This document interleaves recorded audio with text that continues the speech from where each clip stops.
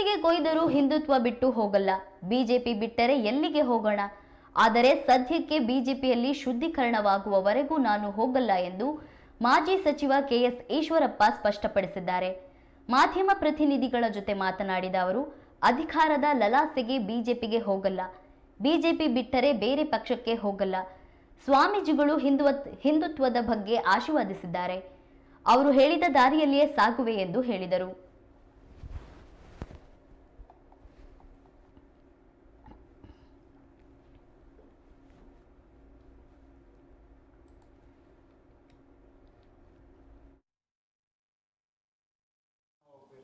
ಹೇಳ್ತಲ್ಲ ಉದ್ದಂಡೆ ಹೇಳಿದ್ದೀನಿ. ಅದೇನೆ ಹೋಗ್ತೀನಿ ನಾನು. ಈ ಪಾರ್ಟಿ ಬಿಟ್ಟು ಇನ್ಯಾವ ಪಾರ್ಟಿಗೆ ಹೋಗ್ಲಿ? ಹೇಳಿದ್ರಲ್ಲ ಮಾತಾಡ್ತಾ. ಸಮಾಜವಾದಿ ಪಾರ್ಟಿಯ ಯಾದವ್ ಅಂತ ಇದ್ರು ಅಲ್ಲ, ಅಖಿಲೇಶ್ ಯಾದವ್ ಫೋನ್ ಮಾಡಿದ್ರು. ಇಡೀ ರಾಜ್ಯ ಜವಾಬ್ದಾರಿ ನಿಮಗೆ ಕೊಡ್ತೀವಿ ಬನ್ನಿ ಅಂತ.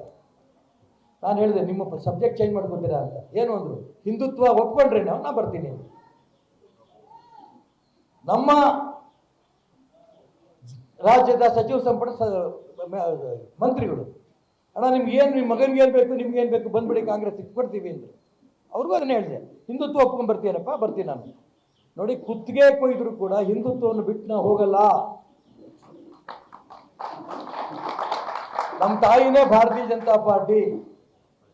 ಈ ಪಕ್ಷದಲ್ಲಿ ಈಗ ತಾತ್ಕಾಲಿಕವಾಗಿ ಅಶುದ್ಧಿ ಇದೆ. ಇದು ಶುದ್ಧೀಕರಣ ಆದ್ಮೇಲೆ ಬಿಜೆಪಿ ಬಿಟ್ಟರೆ ಇನ್ನೆಲ್ಲ ಹೋಗೋಣ ನಾವು? ಸಾಯ ತನಕ ಬಿಜೆಪಿನೇ. ನಮ್ಮ ಸಂಧ್ಯಾ ಮಾತಾಡ್ತಾ ಹೇಳಿದ್ರಲ್ಲ, ಸಂಧ್ಯಾ ತಾನೆ? ನಮ್ ಎಲ್ರು ನಾವು ಬಿಜೆಪಿನೇ, ಇದ್ರಾಗೆ ನನ್ನ ಮನ ಇಲ್ಲ.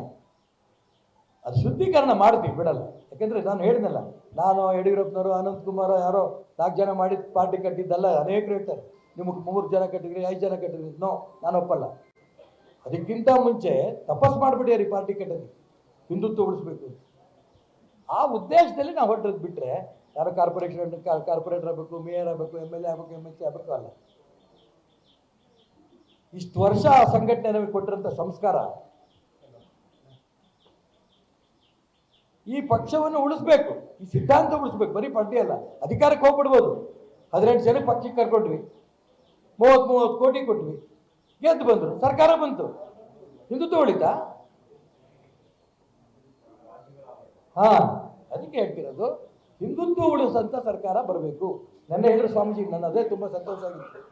2 ಕಣ್ಣಿಲ್ಲ ಅವರು, ನಾನು ನೋಡಿಲ್ಲ ಪಾಪ ಅವ್ರು, ಆದ್ರೆ ನನ್ನ ಬಗ್ಗೆ ತಿಳ್ಕೊಂಡಿದ್ದಾರೆ.